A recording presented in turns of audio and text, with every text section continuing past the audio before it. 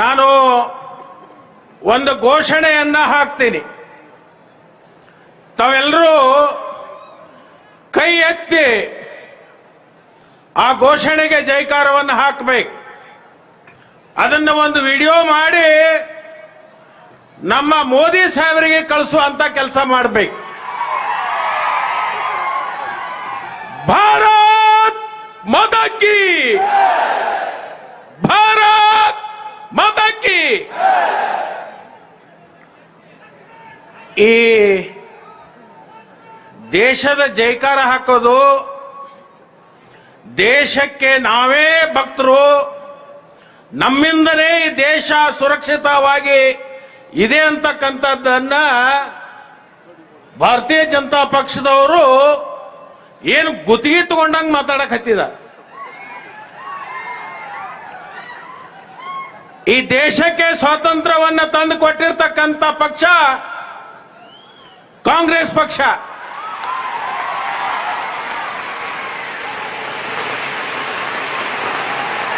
ಈ ದೇಶಕ್ಕೆ ತನ್ನದೇ ಆಗಿರ್ತಕ್ಕಂಥ ಇತಿಹಾಸವನ್ನ ಬರೆದಿರ್ತಕ್ಕಂಥದ್ದು ಕಾಂಗ್ರೆಸ್ ಪಕ್ಷ.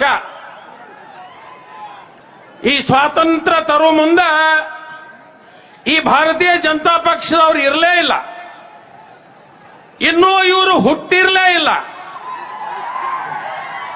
ಇವರು ಹುಟ್ಟಿದ್ದು 1950ರೊಳಗೆ. ಸ್ವಾತಂತ್ರ್ಯ ಸಿಕ್ಕಿದ್ದೆ ಯಾವಾಗ? 1947 ಮೊದಲು, 50 ಮೊದಲು. ಅಂದ್ರೆ ಸ್ವಾತಂತ್ರ್ಯ ತಂದ ಮೇಲೆ ಇವರು ದೇಶಭಕ್ತರು, ನಕಲಿ ದೇಶಭಕ್ತರಾದ್ರು. ನಾನು ಖರ್ಗೆ ಸಾಹೇಬರಲ್ಲಿ ಕ್ಷಮೆ ಕೇಳ್ತೀನಿ. ಅದೇನಪ್ಪಾ ಅಂತಂದ್ರೆ, ಕಳೆದ ಚುನಾವಣೆ ಒಳಗೆ ಈ ಬಿಜೆಪಿ ಅವ್ರ ಮಾತು ಕೇಳ್ಕೊಂಡು ನಿಮ್ಮನ್ನು ಸೋಲಿಸಲಿಕ್ಕೆ ನಾವೆಲ್ಲರೂ ಪ್ರಯತ್ನ ಮಾಡಿದವು. ಅವಾಗ ನಮಗೆ ಹೆಂಗ ತಲೆ ಕೊಟ್ರು ಅಂದ್ರೆ, ಈ ಬಿಜೆಪಿ ಅವರು ಥರ್ಡ್ ಪಾರ್ಟಿ ಕ್ಯಾಂಪೇನ್ ಹೊಂದಿದೆ.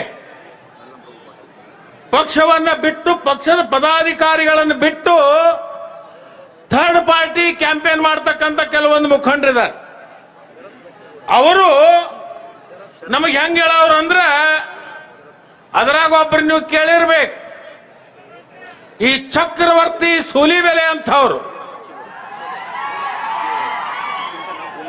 ಅವ್ರು ಹೆಂಗ ಹೇಳ್ತಾರೆ ನಮ್ಮನ್ನ ಭಾಷಣಕ್ಕೆ, ನಾವ್ರೆಲ್ಲರೂ ಮ್ಯಾಕ್ ಕುಂಡ್ರೋದು, ಒಬ್ನು ಯಾವನಾರ ಮಳು ಸ್ವಾಮಿನ ಒಬ್ಬನ ಕುಣಿಸಿ ಅದ್ರ ಬಾಜುಕ್ ತಾವ್ ನಿಂತ 3 ಫೋಟೋ ಇಟ್ಟು ನಮ್ಮನ್ನೆಲ್ಲರನ್ನು ತೆಳಕ್ ಕುಣಿಸೋದು, ನಾವು ಕೈ ಕಟ್ಕೊಂಡ ಕೇಳೋದು ಅವ್ರ ಭಾಷಣ. ಅವ್ರು ಹೆಂಗ ಹೇಳ್ತಿದ್ರು, ಈ ದೇಶ ಭ್ರಷ್ಟಾಚಾರದಿಂದ ಕೂಡಿಟ್ಟಿರ್ತಕ್ಕಂಥ ಹಣ, ರಾಜಕಾರಣಿಗಳು, ಅಧಿಕಾರಿಗಳು, ಉದ್ಯಮಿಗಳು, ಇವರೆಲ್ಲರ ಕೂಡಿಟ್ಟಿರ್ತಕ್ಕಂಥ ಕಪ್ಪು ಹಣ ವಿದೇಶದಲ್ಲಿದೆ. ನರೇಂದ್ರ ಮೋದಿ ಅವರು ಈ ದೇಶದ ಪ್ರಧಾನಮಂತ್ರಿಗಳಾದ್ರೆ ಆ ಕಪ್ಪು ಹಣ ನಮ್ಮ ದೇಶಕ್ಕೆ ತರ್ತೀವಿ ಅಂತ ಹೇಳಿ, ಅವಾಗ ನಾವು ಎಷ್ಟದರಿ ಅಂತ ತೆಳಕೂತ್ ಕೇಳ್ತಿದ್ವಿ. ಅವ್ರು ಹೇಳ್ತಿದ್ರು, ನಮ್ಮ ದೇಶದ ಎಷ್ಟು ಸಾಲ ಮಾಡಿದಾರೋ ಆ ಸಾಲ ಏಕಕಾಲಕ್ಕೆ ತುಂಬುವಷ್ಟು ಹಣ ಇದೆ, ಅದನ್ನು ತುಂಬಿ ಇನ್ನೂ ಹಣ ಉಳಿತದಂತ. ಎಷ್ಟು ಉಳಿತದ್ರಿ ಅಂತ ನಾವು ಕೇಳೋರು. ಅವ್ರು ಹೇಳ್ತಿದ್ರು, ಈ ದೇಶದ ಎಲ್ಲಾ ಸಾಲ ತುಂಬಿದ ಮ್ಯಾಲ ಎಷ್ಟು ಉಳಿತಾ ಇದೆಪ್ಪ ಹಣ ಅಂದ್ರ, ಈ ಭಾರತ ದೇಶದೊಳಗೆ ಏನು ರಸ್ತಾ ಅದಾವಲ್ಲ, ಆ ರಸ್ತಾಗಳಿಗೆ ಬಂಗಾರ ತಗಡು ಪಡೆದ್ರು 200 ರೂಪಾಯಿ ಉಳಿತೈತ. ನಾವು ಗಾಬರಿಯಾಗ ಅವ್ರು ಎಟ್ಟರಿ ಇರಬೇಕು ಒಪ್ಪ ಅನ್ನವ್ರು. ನಾವು ಅದನ್ನು ಕೇಳ್ಕೊಂಡು ಇನ್ನೊಂದು ಹೇಳ್ತಿದ್ರು, ನರೇಂದ್ರ ಮೋದಿ ಸಾಹೇಬ್ರು ಈ ದೇಶದ ಪ್ರಧಾನಮಂತ್ರಿ ಆದ್ರ ನಮ್ಮನ್ನು ಕೇಳೋರು, ಸೌದಿ ನೀ ಜಪಾನ್ಗೆ ಹೋಗಿದ್ದೇನ? ಹೋಗಿನ್. ಚೈನಾಕ್ ಹೋಗಿದ್ದೇನ? ಹೋಗಿನ್. Bullet train ನೋಡಿದ್ದೇನ? ನೋಡೇನ್. ಕೂತಿದ್ದೇನ? ಕೂತೀನಿ.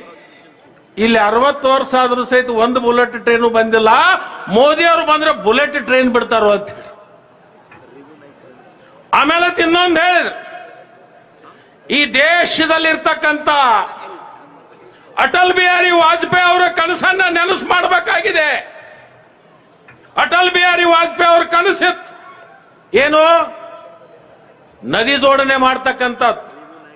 ಅದು ಆಗಿಲ್ಲ, ಅದಕ್ಕೆ ನದಿ ಜೋಡಣೆ ಮಾಡಬೇಕಾಗಿದೆ ಅಂತ ಹೇಳಿ ಇವತ್ತ ನರೇಂದ್ರ ಮೋದಿ ಅವರು ಸಂಕಲ್ಪ ತೊಟ್ಟಿದ್ದಾರೆ. ನರೇಂದ್ರ ಮೋದಿ ಅವರನ್ನ ಪ್ರಧಾನಮಂತ್ರಿ ಮಾಡ್ರಿ, ಗಂಗಾ ನದಿ ತಂದ ಕಾವೇರಿ, ಕಾವೇರಿಗೆ ತಂದ ಕೃಷ್ಣ, ಕೃಷ್ಣೆಯಿಂದ ಭೀಮಾಗೆ ಇದನ್ನು ತಂದು ನೀರು ಬಿಡ್ತಾರ. ಇಡೀ ದೇಶದಾಗಿನ ರೈತರು ಎದ್ದು ಕೂತ್ರು. ಮೋದಿ ಅವರು ಬಂದ್ರೆ ಬರಗಾಲದ ದೌಡಿಯಿಂದ ಈ ರೈತರನ್ನು ಹೊರಗೆ ಹಾಕ್ತಾರೆ, ಸ್ವತಂತ್ರ ಬದುಕನ್ನು ಕಟ್ಟಲಿಕ್ಕೆ ಅವಕಾಶ ಮಾಡಿ ಕೊಡ್ತಾರೆ ಅಂತ ಹೇಳಿ ಆಗಲಿಲ್ಲ. ಅದರ ಜೊತೆಗೆ ಇನ್ನೊಂದು ಹೇಳಿ, ರೈತರ ಆದಾಯವನ್ನ ದುಗುಣ ಮಾಡ್ತೀವಿ ಅಂತ. ಆಯ್ತನ್ರಿ ದುಗುಣ? ಆಯ್ತನ್ರಿ ಡಬಲ್? ಜೇವರಿಗೆ ಜನ ಹೇಳ್ಬೇಕು. ನದಿ ಜೋಡಣೆನೂ ಆಗಲಿಲ್ಲ. ಡಾಲರ್ ರೇಟ್ 54 ಇದ್ದದ್ದು ಅದು 100 ಸಮೀಪಕ್ಕೆ ಹೋಗ್ತಾ ಇದೆ.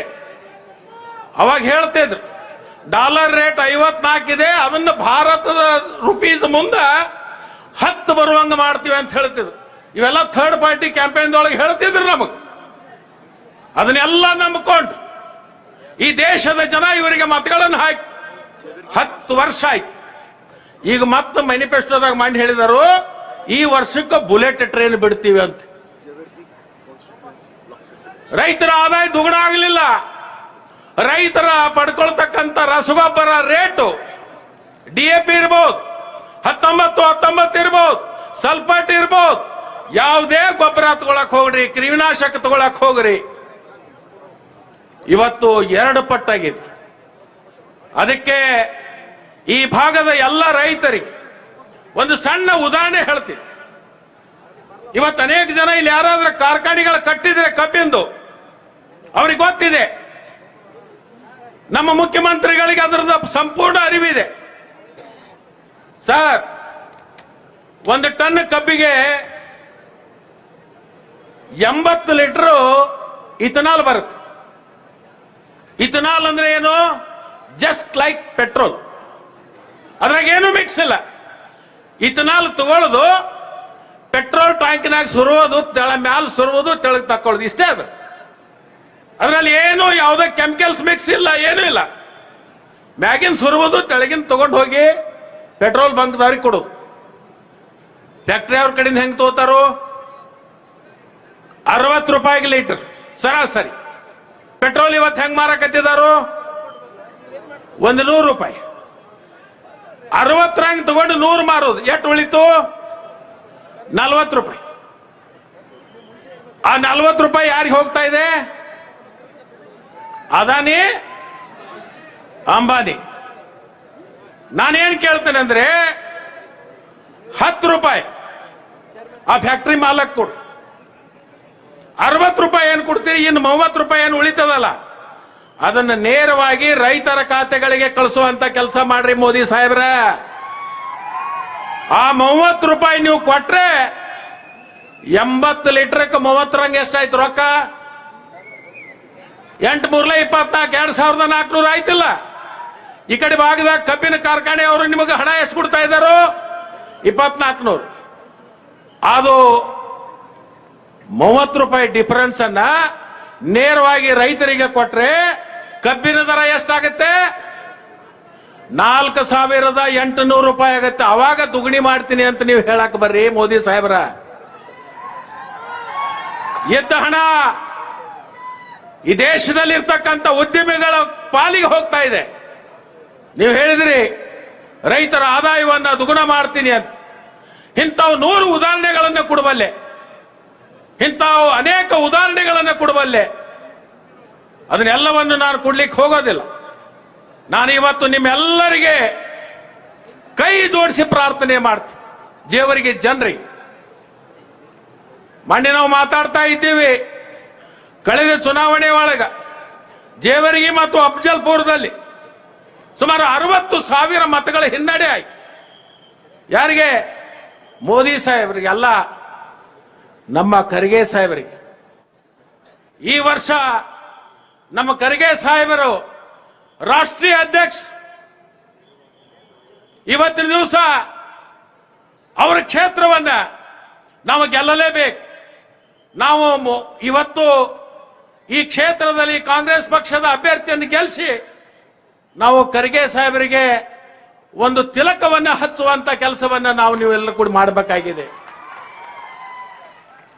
ನಾನು ನಿಮ್ಮೆಲ್ಲರಿಗೆ ಮತ್ತೊಮ್ಮೆ ಕೈ ಜೋಡಿಸಿ ಪ್ರಾರ್ಥನೆ ಮಾಡ್ತೀನಿ. ಒಬ್ಬ ಹಿರಿಯ ರಾಜಕಾರಣಿಗಳು ಈ ದೇಶಕ್ಕೆ ತಮ್ಮದೇ ಆಗಿರ್ತಕ್ಕಂಥ ಕೊಡುಗೆಯನ್ನು ಕೊಟ್ಟಿದ್ದಾರೆ. ದೂರದೃಷ್ಟಿ ಇದೆ. ಬಹುತೇಕ ನನಗೆ ಎಲ್ಲ ಗೊತ್ತಿದೆ ಖರ್ಗೆ ಸಾಹೇಬರು. ಯಾಕಂದ್ರೆ 2008ರಿಂದ 2010ನೇ ಇಸ್ವಿವರೆಗೆ 2 ವರ್ಷ ಈ ಕಲಬುರಗಿ ಜಿಲ್ಲೆ ಉಸ್ತುವಾರಿ ಸಚಿವರಾಗಿ ಕಾರ್ಯವನ್ನು ಮಾಡಿದಿ. ಈ ಜಿಲ್ಲೆ ಮೇಗಿರ್ತಕ್ಕಂಥ ಅವರ ಕಾಳಜಿ, ಅದರಲ್ಲಿ ವಿಶೇಷವಾಗಿ ಈ ಹೈದರಾಬಾದ್ ಕರ್ನಾಟಕ ಅಂತಕ್ಕಂಥ 6 ಜಿಲ್ಲೆಗಳೇನಿದಾವೆ, ಈ ಜಿಲ್ಲೆಗೆ ಕೊಟ್ಟಿರ್ತಕ್ಕಂಥ ಕೊಡುಗೆ ಬಹುಶಃ ಮುಂದಿನ ದಿನಮಾನದ ನಮ್ಮ ತಲೆಮಾರಿನಲ್ಲಿ ಇರ್ತಕ್ಕಂಥ ನಮ್ಮ ಮಕ್ಕಳು ಅವರ ಹೆಸರನ್ನ ನೆನಸು ಮಾಡತಕ್ಕಂಥ ಒಂದು ಕೆಲಸವನ್ನು ಅವರು ಇವತ್ತು ಮಾಡಿದ್ದಾರೆ. ಅವ್ರು ಮಾಡಿರ್ತಕ್ಕಂಥ ಉಪಕಾರಕ್ಕೆ, ಅವ್ರು ಮಾಡಿರ್ತಕ್ಕಂಥ ಈ ಕ್ಷೇತ್ರದ ಅಭಿವೃದ್ಧಿಗೆ ನಾವೆಲ್ಲರೂ ಕೂಡ ಅತಿ ಹೆಚ್ಚು ಮತಗಳನ್ನ ಕಾಂಗ್ರೆಸ್ ಪಕ್ಷಕ್ಕೆ ಕೊಟ್ಟು ಕಾಂಗ್ರೆಸ್ ಪಕ್ಷದ ಅಭ್ಯರ್ಥಿಯನ್ನ ಗೆಲ್ಲಿಸುವಂತ ಕೆಲಸವನ್ನ ನೀವು ಕೂಡಿ ಮಾಡೋಣ ಅಂತಕ್ಕಂಥ ಮಾತನ್ನ ಈ ಸಂದರ್ಭದಲ್ಲಿ ಹೇಳಿ, ನಾನು ಇಲ್ಲಿಂದ ನಮ್ಮ ಎಂ.ವೈ. ಪಾಟೀಲ್ರನ್ನ ಮತ್ತು ಗುತ್ತೇದಾರ ಅಣ್ಣ ಅವ್ರನ್ನ ಕರ್ಕೊಂಡು ನಾನು ಇನ್ನೊಂದು ಕಾರ್ಯಕ್ರಮಕ್ಕೆ ಹೋಗ್ತಾ ಇದ್ದೀನಿ. ಈಗ ಅವ್ರನ್ನ ಮಧ್ಯದಲ್ಲಿ ನಾನು ಅವ್ರು ಎದ್ದು ಹೋದ್ರೆ ಈ ಬಿಜೆಪಿ ಅವ್ರು ಅದನ್ನ ನೋಡಿ ಮತ್ತೆ ಈ ಹೌಲ್ಯಾಗಳು ಬಾಳಿ ಇವ್ರು ಬಿಜೆಪಿ ಅವ್ರು ನನಗೆ ಗೊತ್ತದ, 25 ವರ್ಷ ನೋಡಿದೀನಿ ಅವ್ರನ್ನ. ಲಕ್ಷ್ಮಣ ಸವದಿ 2-3 ಮಂದಿ ಮಧ್ಯದಲ್ಲೇ ಎದ್ದು ಹೋದ್ರು ಅಂತ ಹೇಳಿ ನಾಳೆ ಪ್ರಚಾರ ಮಾಡೋ ಪೈಕಿ ನಾನು ಫರೀದಾಬಾದಕ್ಕೆ ಈಗ ಕಾರ್ಯಕ್ರಮಕ್ಕೆ ಹೋಗ್ತಾ ಇದ್ದೀನಿ. ನಾಳೆ ಬೆಳಿಗ್ಗೆ ಮತ್ತೆ ನಾನು 11 ಗಂಟೆಗೆ ನಂದಿವಾಲಾದಲ್ಲಿ ಬಂದು ನಿಮ್ಮೆಲ್ಲರಿಗೆ ಮತಯಾಚನೆಗೆ ಬರ್ತೀನಿ. ನೀವು ಕೂಡ ಅಲ್ಲಿ ಬರಬೇಕು.